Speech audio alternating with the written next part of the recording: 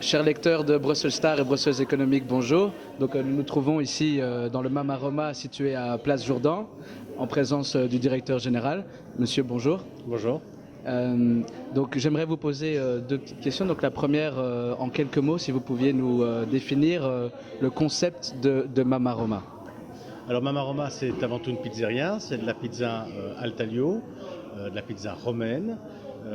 Al taglio parce que ce sont des pizzas qui sont présentées sur un comptoir, que le client voit avant de consommer, qui est découpé à la minute en fonction de ce que le client veut prendre, ce qui lui permet en fait, si vous filmez le comptoir par après, au cours d'un même repas, pouvoir goûter une grande variété de recettes différentes, et de la pizza romaine parce que c'est une pâte un petit peu particulière.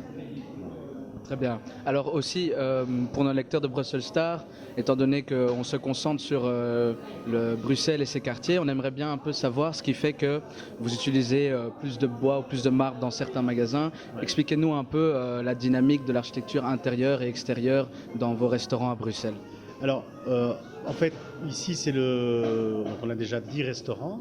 Si c'est le 3e, on a décidé au cours du développement, je pense que j'ai trop voulu maîtriser et contrôler l'aménagement dans une optique de standardisation et de développement.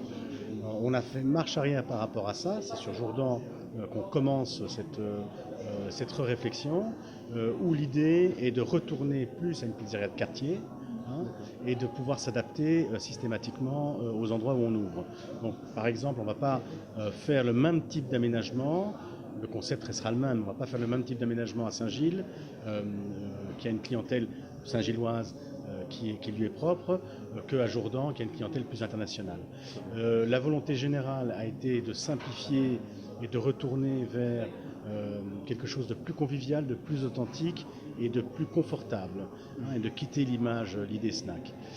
Alors, pour faire ça bien, comme je ne sais pas toutes les qualités, je m'entoure de personnes qui connaissent bien les quartiers et qui dirigent les architectes qui, eux, ont l'habitude d'implémenter le concept et vont l'adapter en fonction de la sensibilité qu'il a dans le quartier.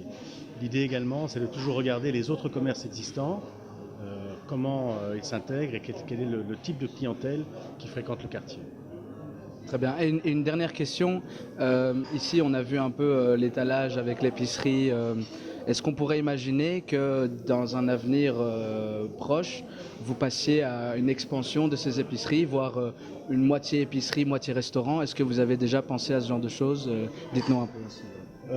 Oui, parce que, non, penser non, mais ce qui est certain, c'est que aujourd'hui les choses vont très très vite dans les concepts de retail et de restauration.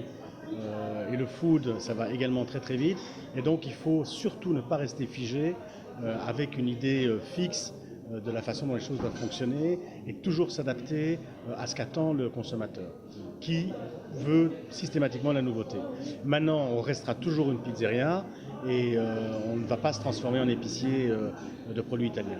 Mais il est possible que dans le développement, effectivement, l'épicerie prenne un petit peu plus d'ampleur ou que certains produits annexes à la pizza prennent un petit peu plus d'ampleur en fonction de ce qu'on découvre et des attentes du client. Par exemple, on met dans nos produits, aujourd'hui, 10 ans après l'ouverture, moins d'huile d'olive qu'il y a 10 ans. Parce que la volonté des consommateurs, c'est d'avoir moins gras. Alors, l'huile d'olive sont des bonnes graisses, mais ceci dit, le ressenti sur l'huile d'olive restait un ressenti gras. Et donc, dans nos recettes, on a adapté, on a diminué la quantité d'huile d'olive. Donc, il faut toujours s'adapter, mais tout en conservant son ADN de base. Très bien, je vous remercie et je vous souhaite tout le succès pour le futur. Ouais, merci.